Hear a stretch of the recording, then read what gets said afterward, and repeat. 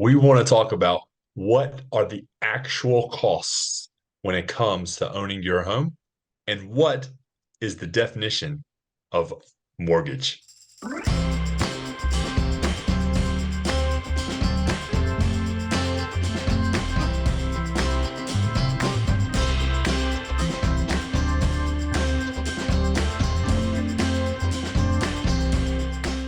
All right, let's start with the definition of a mortgage.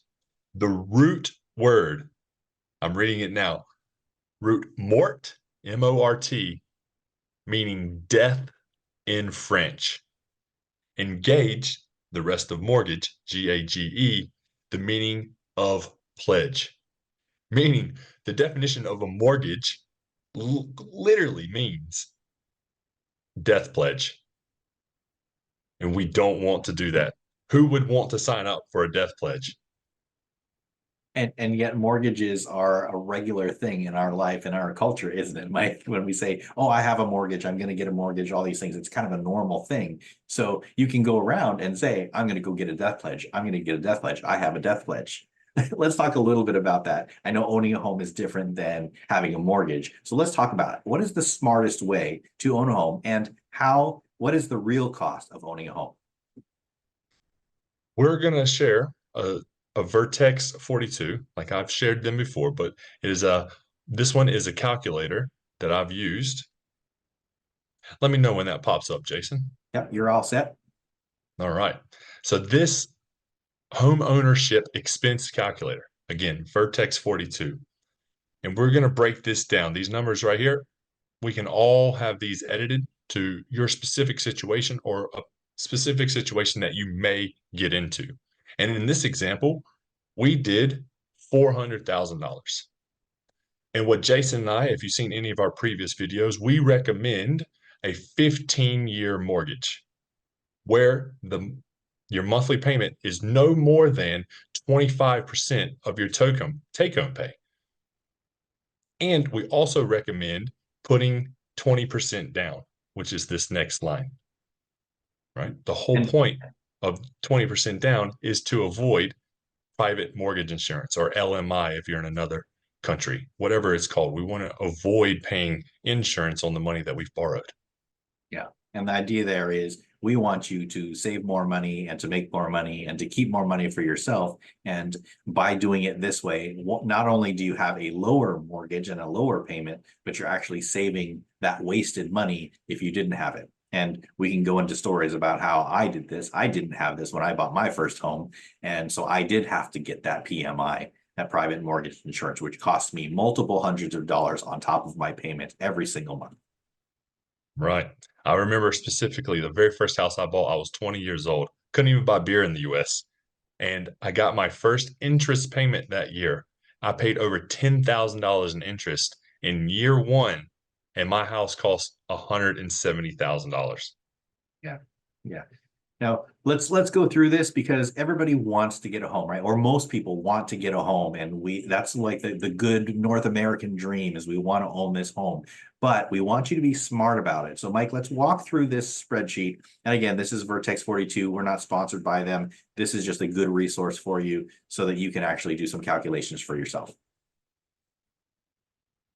So example here, $400,000 house, the 20% down would mean you need to come to the table with at least $80,000, right? In this particular calculator, we haven't included any realtor fees, any closing costs, or anything else that we want to bring to the table, which could increase this, not by much. When you're already putting $80,000, $85,000 may not feel all that much more. 15 years, like we recommended, and we'll go through an example with what changes and how much you pay in interest when we go to a 30-year mortgage. So stay tuned for that one. Mortgage interest rate, right now, this may even be a little bit low. Your current rate may be lower or higher. We don't know where it is. This is all changeable. You can put this in yourself. Now, across what I have found in my research across the country of the US, 1% of property tax and 1% of homeowners insurance seemed pretty accurate. Now, yours may be a little bit higher or a little bit lower depending on what state you're in. Now, PMI is exactly what Jason and I were talking about when we paid for our first house. Because we put 20% down in this example, that is zero. Yearly maintenance, we put that at $5,000 for the year.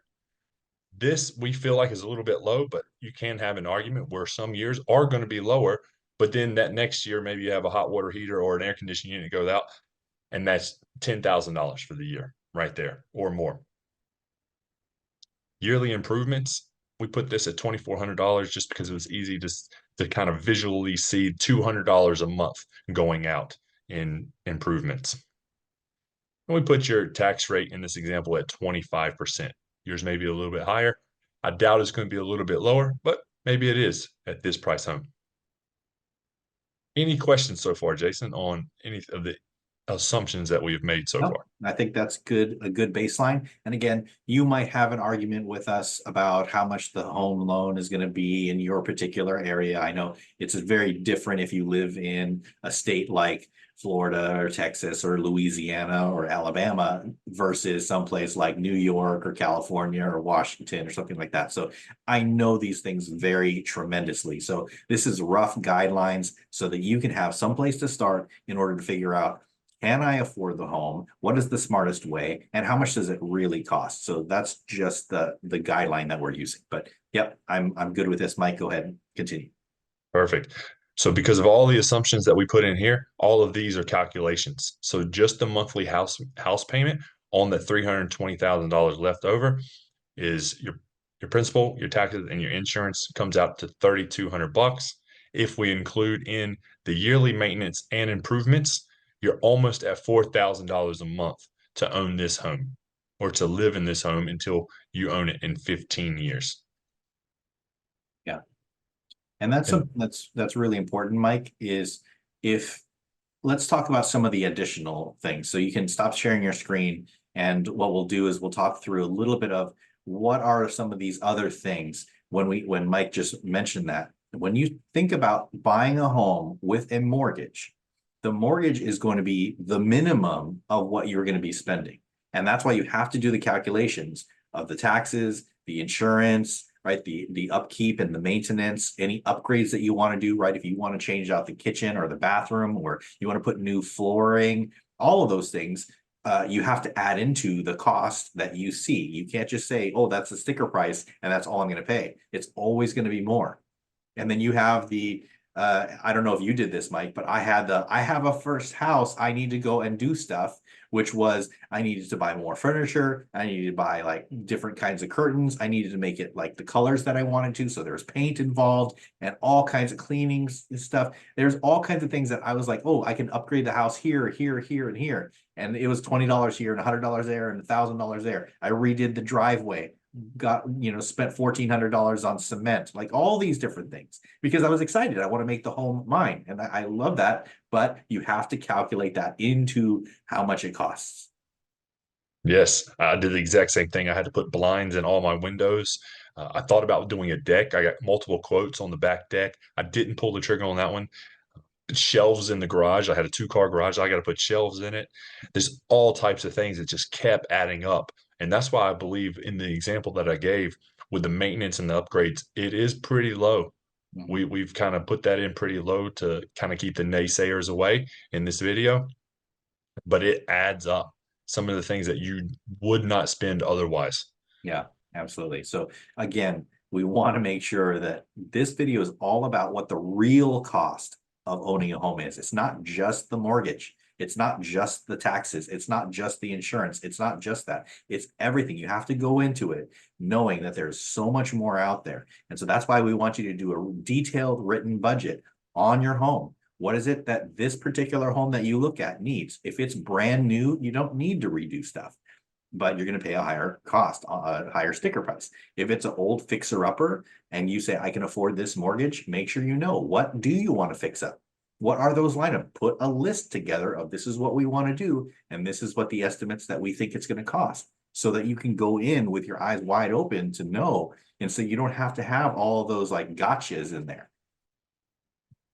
Right. The last thing that we want to share with you regarding this purchase is how much did it cost at the end of 15 years? How much did it really cost you when it in that $4,000 a month payment?